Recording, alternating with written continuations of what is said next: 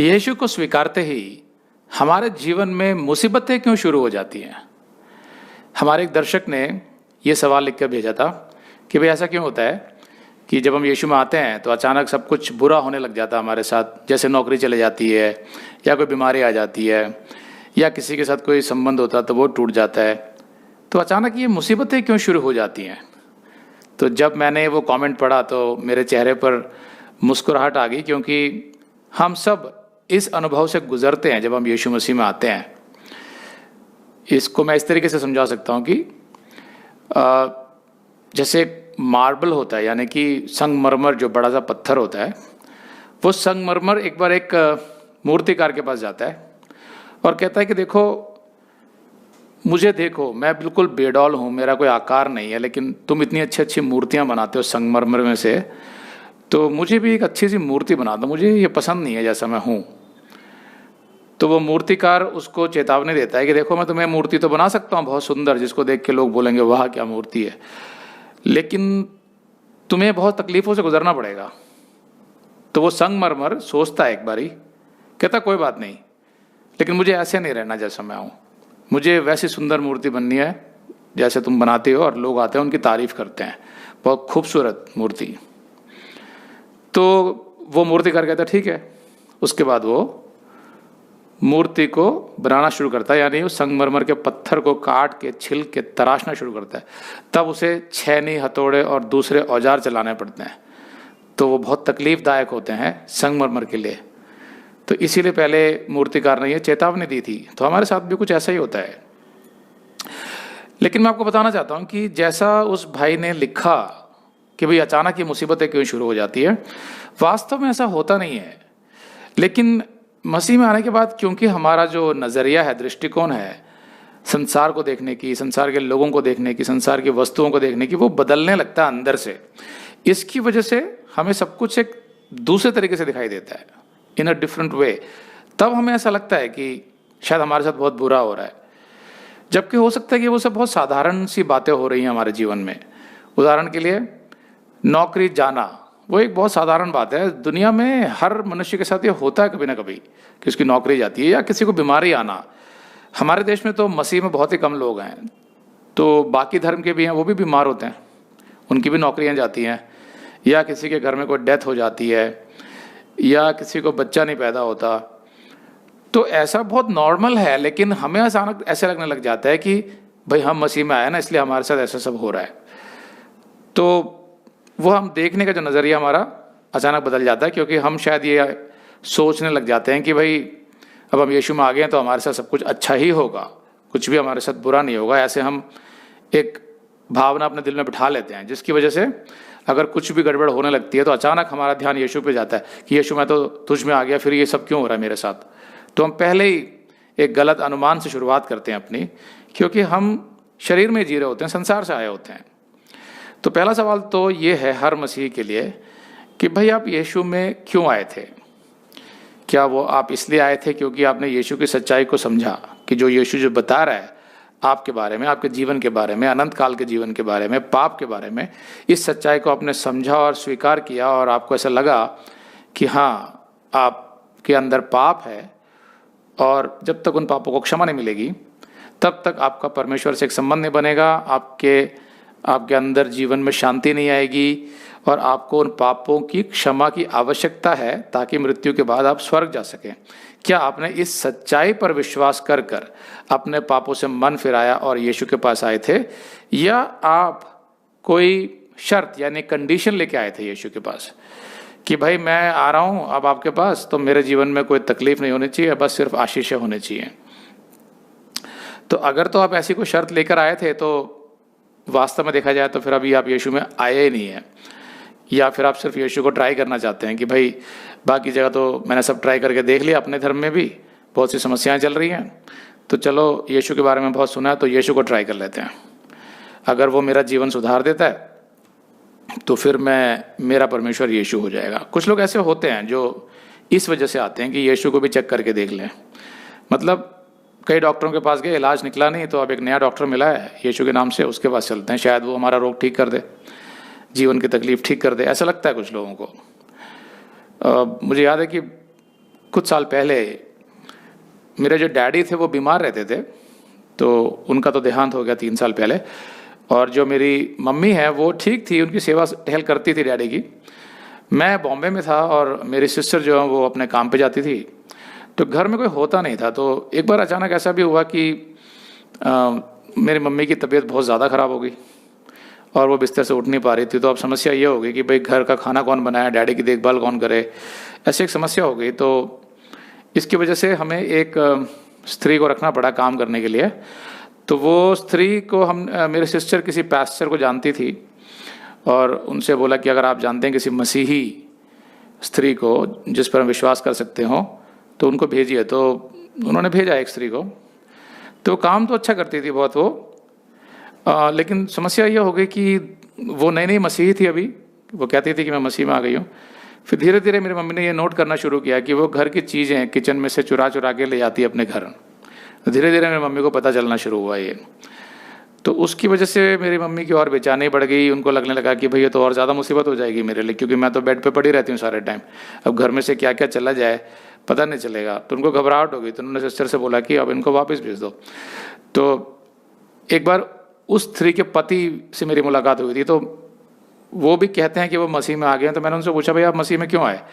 तो उन्होंने कहा कि देखिए, जब से हमें यीशु के बारे में पता चला तो बस मेरे जीवन में कई समस्याएं थी वो सुलझने लग गई एक एक करके। मैंने बोला कैसे? कहते कि मेरे पास कुछ काम धंधा नहीं था, तो यीशु ने मुझे गाड़ी दिलवा दी, अब मैं वो टेम्पो चलाता हूँ, मेरा काम चल जाता है। ऐसे करके उसने 2-3 बातें बताई। तो मुझे समझ आ गया कि इन्होंने अभी यीशु के संदेश को समझा नहीं है ठीक से।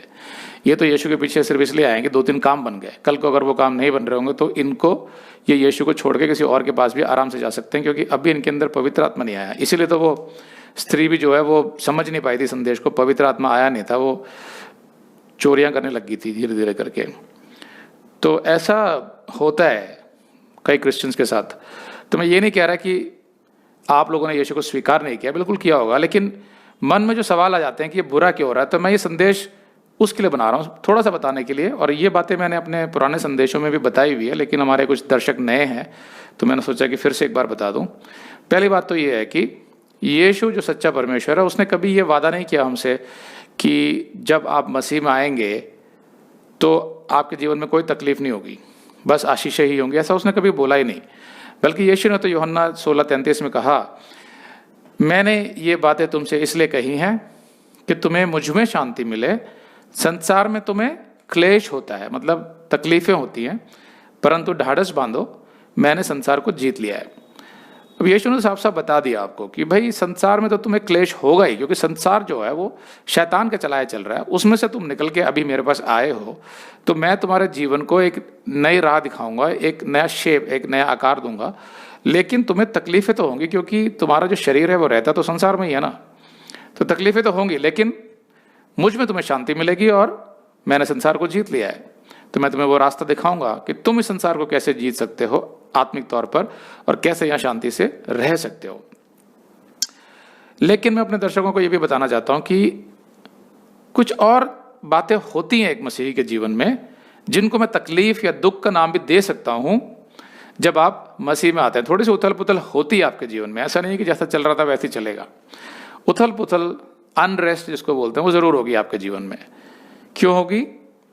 क्योंकि जब आप मसीह में आते हैं तो आप एक नई सृष्टि बन जाते हैं। You are a totally new creation of God.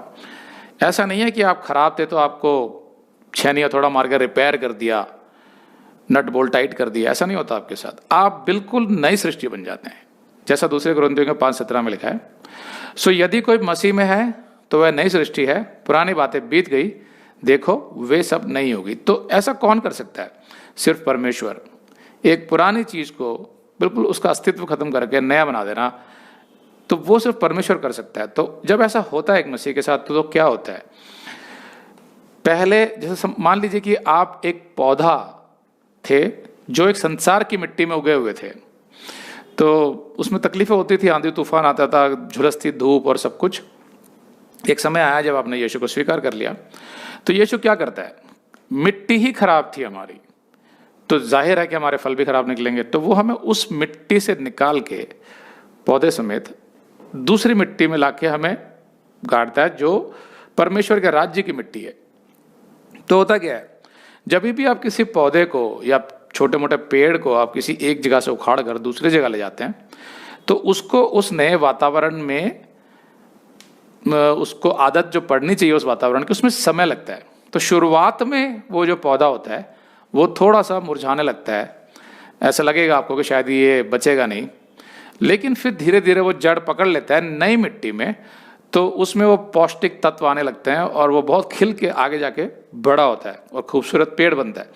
वैसे ही मसीहियों के साथ भी होता है कि जब हमें यीशु संसार की मिट्टी से निकालकर अपनी मिट्टी में लाता है, तो शुरुआत में थोड़ी उथल पुथल होती है हमारे जीवन में, क्योंकि हमारा जो शरीर होता है जो संसार से निकल के आया था, वो उस नए वातावरण को इतनी जल्दी स्वीकार नहीं कर पाता। क्यों? क्योंकि हमारा जो मन है, बुद्धि है, वो सब तो अभी संसार के हिसाब से ही है। तो इसकी वजह से हमें थोड़ा समय लगता है, पर यीशु को पता है कि हमारे लिए क्या सही है, इसलिए तो उसने हमें वहां से उखाड़ कर अपनी मिट्टी में लेके आया वो। तो कभी कभी ऐसा हो जाता है कि जब आप मसीह में आ जाते हैं तो आपके दोस्त धीरे धीरे करके देखते हैं कि भाई ये तो कुछ अलग सी बातें करने लगा जो हमारे जैसे नहीं है, तो वो कटने लग जाते हैं आपसे। क्योंकि आपके पास तो हर समय जब आप बातचीत शुरू करते हैं तो आप धीरे धीरे करके यीशु की बात करने लग जाते हैं।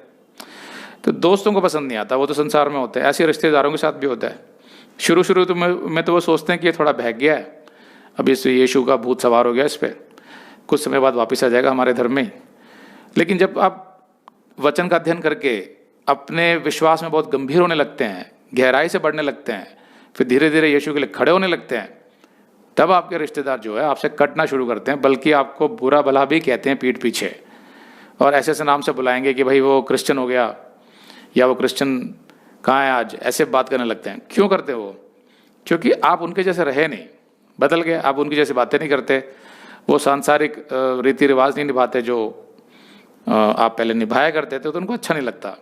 कभी कभी अपने परिवार के सदस्य जो हैं वो हमारे विरुद्ध खड़े हो जाते हैं, कोई भी हो सकते हैं, वो भाई बहन, माता पिता, या ऐसा भी हो जाता है कि कोई स्त्री जो है वो मसीह में आ गई है या मसीह में थी लेकिन बड़ी नहीं हुई थी, इसलिए किसी हिंदू से शादी कर ली। अब वो थोड़ी सी फंस जाती हैं, क्योंकि जो हिंदू परिवार होता है उनके रीति रिवाज बिल्कुल अलग हैं, उनके देवी देवता अलग हैं, तो वो उनके, अब जो मसीही स्त्री है उसके अंदर तो पवित्र आत्मा आ गया, तो जो सच्चाई का उसे ज्ञान करा रहा है और परमेश्वर के वचन के आधार पर उसे सच्चाई बता रहा, हर रोज सिखा रहा है कि यीशु के हिसाब से जीवन जीना क्या होता है। क्योंकि यीशु ने कहा यूहन्ना 14:6 में कि मार्ग और सत्य और जीवन मैं हूँ। तो जो भी मसीह में आ जाता है वो सच्चे मार्ग में आने लग जाता है धीरे धीरे करके। इसलिए लोगों को पसंद नहीं आता, क्योंकि जो हमारा संसार है वो तो किसी प्रकार के समझौते में चल रहा है, भाईचारा जिसको कहते हैं, ऊपर से, अंदर से भले ना हो लेकिन ऊपर से एक भाईचारे में चल रहा है कि भाई तुम मेरी पीठ खुजाओ, मैं तुम्हारी पीठ खुजाऊंगा, जिस दिन तुम मेरी पीठ नहीं खुजाओगे मैं भी नहीं खुजाऊंगा। ऐसा एक समझौता इस संसार में चलता है, गिव एंड टेक बोलते हैं, यानी लेन देन, तब चलता है। लेकिन मसीह तो ऐसे नहीं सिखाता, वो तो एक निस्वार्थ जीवन जीने के लिए बोलता है, और वो सारे अंधविश्वासों से आपको दूर कर देता है। तो होता क्या है कि जो हमको अंधविश्वास लगते हैं वो दूसरों के लिए रीति रिवाज होते हैं, तो मन मुटाव पैदा हो जाता है परिवार के बीच में ही। तो ये सब जब आने लगता है तो अचानक एक मसीही सोचता है कि अरे मेरे जीवन में अचानक बहुत तकलीफें आ रही है। लेकिन मैं आपको बताता हूँ, वो आपके अंदर का पवित्र आत्मा नहीं कह रहा है, ना ही आपकी बुद्धि आपको ऐसा कह रही है, क्योंकि आपको तो एक नया विवेक मिल गया। लेकिन आपका जो शरीर है यानी फ्लैश जो संसार में था वो थोड़ा डर जाता है जब देखता है कि सब लोग मेरे विरुद्ध हो गए हैं और किसी भी बात में मैं अब मेल नहीं रख पा रहा हूँ लोगों के साथ, मैं अब इस तरफ आकर्षित होते जा रहा हूँ वचन की तरफ और लोग इसको पसंद नहीं करते हैं, तो मैं अकेले पढ़ते जा रहा हूँ। ऐसा एक डर आ जाता है जिसकी वजह से मसीह सोचता है कि ये क्या हो रहा है मेरे साथ, कि मैं मसीह में आते ही ये सारी मुसीबतें शुरू हो गई मेरे साथ। तो ये भी संभव है कि जहाँ आप नौकरी करते हो वहाँ पर भी लोग आपको पसंद ना करें सिर्फ इस वजह से कि भाई आप उनके रीति रिवाजों में शामिल नहीं हो रहे। मेरे साथ भी होता था ये कि जब भी वो लोग कभी कंपनी जाती थी 2-3 दिन के लिए बाहर पिकनिक मनाने के लिए, तो मैं नहीं जाता था, क्योंकि उनका काम होता था वहाँ जाके शराब पीना, सिगरेट पीना, लड़कियों की बातें करना, फिल्मी गानों पर डांस करना। मेरे को नहीं करना था वो सब कुछ। तो ऐसे करके हर जगह मुझे ना बोलनी पड़ती थी, किसी भी प्रकार के रीति रिवाज में, प्रसाद खाने में मुझे ना बोलनी पड़ती थी। तो उनको पसंद नहीं आता था। ऐसा नहीं वो सोचते थे कि भाई इनका विश्वास अलग है तो कोई बात नहीं, वो कहते थे नहीं हमारे जैसा क्यों नहीं है। इस वजह से वो आपको अलग करना शुरू करते हैं, आपसे चिढ़ना शुरू करते हैं और फिर पीठ पीछे आपकी बुराई करना शुरू करते हैं। सामने नहीं करेंगे वो, क्योंकि सामने आप कुछ बुरी बात बोल नहीं रहे उनको। तो कहीं ना कहीं पे ऐसा लगता है कि परमेश्वर मैंने कोई गलती तो नहीं करी कि मैं मसीह में आ गया, क्योंकि मुझे तो ऐसा लग रहा है कि सारी दुनिया ही मेरी दुश्मन हो गई है, नौकरी जाने का खतरा हो जाता है, या सब लोगों की जो नज़रें होती हैं जो पहले अपने अपने काम में लगे रहते थे, सब आप पे टिक जाती हैं कि भाई ये कह रहा है मैं मसीह बन गया, क्रिश्चियन बन गया, सब आपको ऐसे देखने लग जाते हैं। उससे वो तो क्यों देखते हैं ऐसा वो, कि भाई जो भी आपके जीवन में हो रहा होगा उस पर नज़र रखने लग जाते हैं वो। आपसे एक गलती हुई नहीं कि आपको दबा देंगे कि तुम तो कह रहे थे कि तुम मसीह हो, फिर तुम ऐसे करते हो, गुस्सा करते हो, या तुमने ये किया।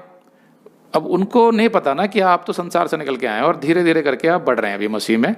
आपका जो पवित्र आत्मा जो आपके अंदर है वो आपको सिखा रहा है कि परमेश्वर के राज्य की जो संतान होती है उसका जीवन कैसा होना चाहिए, तो समय लग रहा है उसमें। तो वो ऐसे करेंगे, आपको दबाने की कोशिश करेंगे।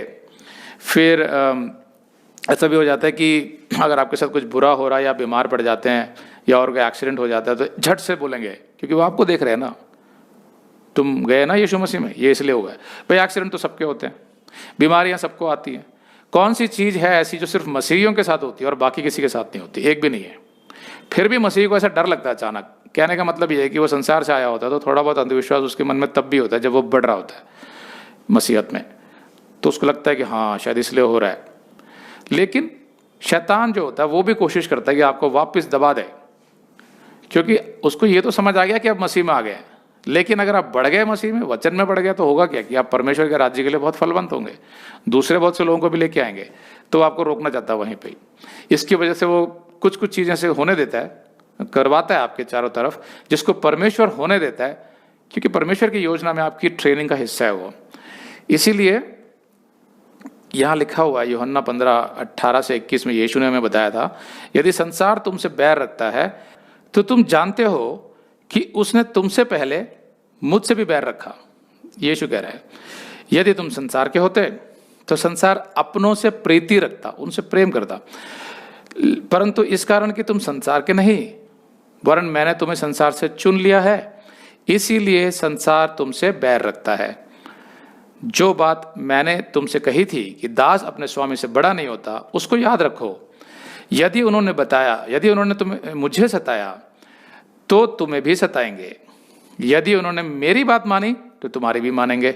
मतलब सताव होगा, लेकिन कुछ लोग ऐसे भी होंगे जो तुम्हारी बात को सुनेंगे, परंतु यह सब कुछ वे मेरे नाम के कारण तुम्हारे साथ करेंगे, क्योंकि वो मेरे भेजने वाले को नहीं जानते, यानी पिता परमेश्वर को अभी जानते नहीं है, वो अपने धर्म में उलझे हुए हैं, इसीलिए तुम्हारा सताव करते हैं। तो यीशु ने स्पष्ट रूप से शुरू से बता दिया था। कभी कभी मैं सोचता हूँ कि यीशु ने इतनी सच्चाई के साथ हमें शुरू से बता दिया ताकि कोई मनुष्य फैसला कर सके कि हाँ भैया मुझे जाना भी है कि नहीं यीशु में, क्योंकि वो तो पहले से कह रहा है कि संसार तुमसे बैर करेगा, तुम सताए जाओगे। मुझे नहीं लगता कि किसी भी धार्मिक गुरु ने कभी ये बात इतने स्पष्ट रूप से बताई हो।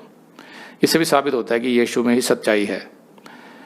तो ये हमारी प्रशिक्षण यानी ट्रेनिंग की शुरुआत होती है जब हम मसीह में जाते हैं, और ये जो चारों तरफ से जो दबाव आता है, प्रेशर, तकलीफें आती हैं या कुछ भी आती है, इसके कारण कुछ भी हो सकते हैं, वो सब हमारे प्रशिक्षण का हिस्सा है, ट्रेनिंग है।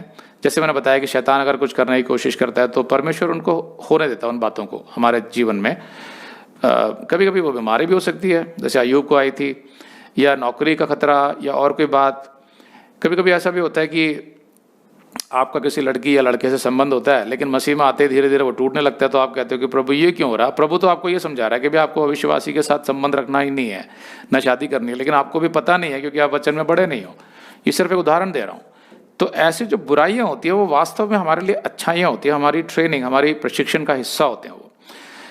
तो जो परमेश्वर की जो योजना हमारे जीवन की है वो उसको कारगर कर रहा होता है, एग्जीक्यूट कर रहा होता है वो, कि जो मैंने अब इसके लिए जो योजना बनाई है इसको मैं तराशूंगा अपने वचन के आधार पर और उस योजना को पूरी करूंगा। कभी कभी ऐसा होता है कि जिस जॉब में, नौकरी में आप फंसे हैं या बिजनेस में आप फंसे हैं, वो हो सकता है कि उसमें कुछ ऐसे काम आप कर रहे हैं जो आपको पता नहीं है कि अच्छे नहीं है वो काम। जैसे कोई बोलेगा मैं तो बड़ी ईमानदारी से बिजनेस करता हूँ, लेकिन आपको क्या पता कि आप उसमें पूरा पूरा टैक्स दे रहे हैं कि नहीं दे रहे हैं, या आपका लाइसेंस जो आपने लिया वो सही है कि नहीं, या आपको रिश्वत तो नहीं देनी पड़ रही किसी सेल टैक्स ऑफिसर को या इनकम टैक्स ऑफिसर को, या आपको जो जीएसटी होता है या कच्ची पर्ची बना के देते हैं जिसमें टैक्स बचाते हैं, ऐसे कुछ गैर कानूनी काम आप कर रहे हैं लेकिन आपको पता नहीं है अभी कि वो गलत है।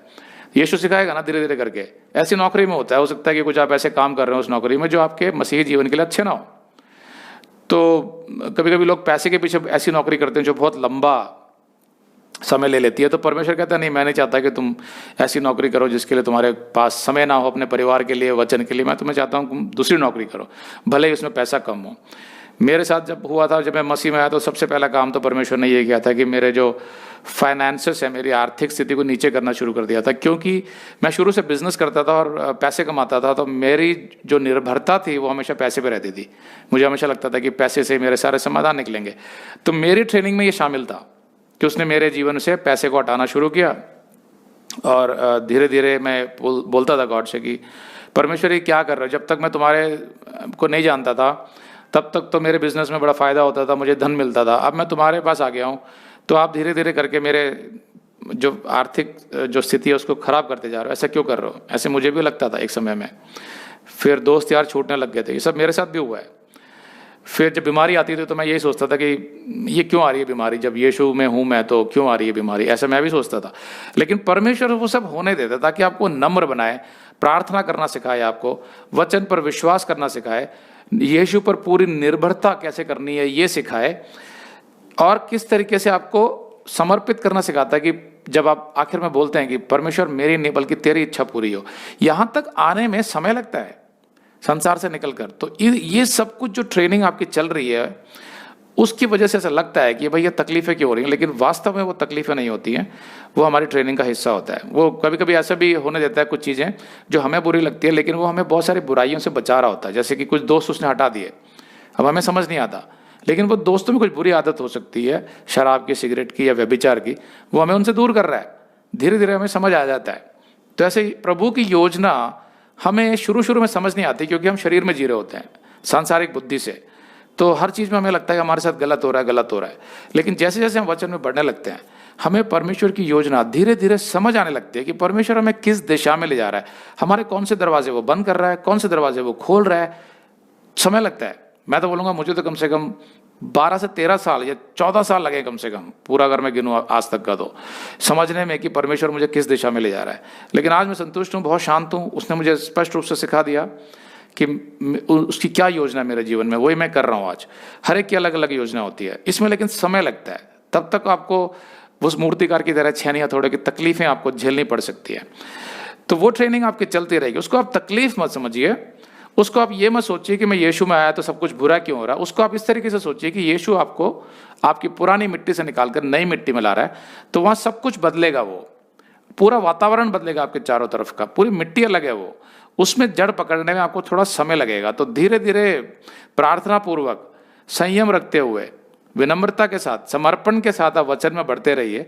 आप देखिए कैसे यीशु आपके मन को, आपकी बुद्धि को एक तरीके से समझाना शुरू कर देता है कि नहीं, मेरी योजना तुम्हारे लिए बहुत अच्छी है, जैसे रोमियो का 8:28 कहता है। और हम जानते हैं कि जो लोग परमेश्वर से प्रेम रखते हैं उनके लिए सब बातें मिलकर भलाई ही को उत्पन्न करती हैं, अर्थात उन्हीं के लिए जो उसकी इच्छा के अनुसार बुलाए गए हैं। तो आप सब लोग बुलाए गए हैं, मतलब आदिकाल से वो जानता था कि आप यीशु को स्वीकार कर लेंगे, तब से बुलाए गए हो। किस लिए बुलाए गए हो आप? उद्धार के लिए नहीं, उद्धार तो उसको पता था आपका हो जाएगा। आप बुलाए गए हो परमेश्वर की सेवकाई के लिए, उसकी योजना को पूरी करने के लिए इस संसार में। तो वो आपके जीवन से जरूर पूरी होगी। इसीलिए वो तकलीफें जो क्षण भर की हैं आपके जीवन में अभी हैं, और आने वाले जीवन में भी कहीं ना कहीं आपको महसूस होगी। लेकिन जब आप वचन में बढ़ जाते हैं तब आपको ये समझ आएगा कि अच्छा, ये तकलीफें नहीं, यही हमारे जीवन का हिस्सा है, हमें सीधे रास्ते पर रखने के लिए, जो यीशु का रास्ता है। 31वीं आयत कहती है, यदि परमेश्वर हमारी ओर है तो हमारा विरोधी कौन हो सकता है। अब हमारे विरोधी तो बहुत सारे लोग होते हैं। यहाँ पर यह आयत सिर्फ यही समझा रही है कि अगर परमेश्वर हमारे साथ है तो कोई भले कितना भी विरोध कर ले, वो किसी भी तरीके से हम पर विजय नहीं हो सकता। आत्मिक तौर पर हमारे अंदर सामर्थ्य है किसी भी झूठ से, शैतान की किसी भी चाल से लड़ने का, तो वो हमें गिरा नहीं सकता अपने जाल में फंसा के। हम हमेशा विजय रहेंगे परमेश्वर के वचन में। इसीलिए यिर्मयाह 29:11 में लिखा है, क्योंकि यहोवा की यह वाणी है कि जो कल्पना है, मतलब परमेश्वर की योजना है, जो योजनाएं मैं तुम्हारे विषय में करता हूं, यानी परमेश्वर जो आपके विषय में करता है, उन्हें मैं जानता हूं, वे हानि की नहीं वरन कुशल ही की हैं, और अंत में तुम्हारी आशा पूरी करूंगा। मतलब जो योजना उसने बनाई है आपके जीवन के लिए, उसके लिए वो आपको तैयार करेगा। आपकी जो नई मिट्टी है उसमें आप जब जड़ पकड़ लोगे, आपका पौधा सही तरीके से बढ़ेगा, खिलने लगेगा, उसमें फूल आएंगे, उसमें फल लगेंगे। एक समय आएगा जब आप कहेंगे कि परमेश्वर धन्यवाद तेरा, तू मुझे इस पूरे ट्रेनिंग से, इस प्रशिक्षण से तूने गुजारा ताकि मैं तेरे वचन को, तेरे राज्य को समझ सका। आज मैं बहुत शांत हूं, ऐसा आप खुद एक दिन बोलेंगे। आमीन।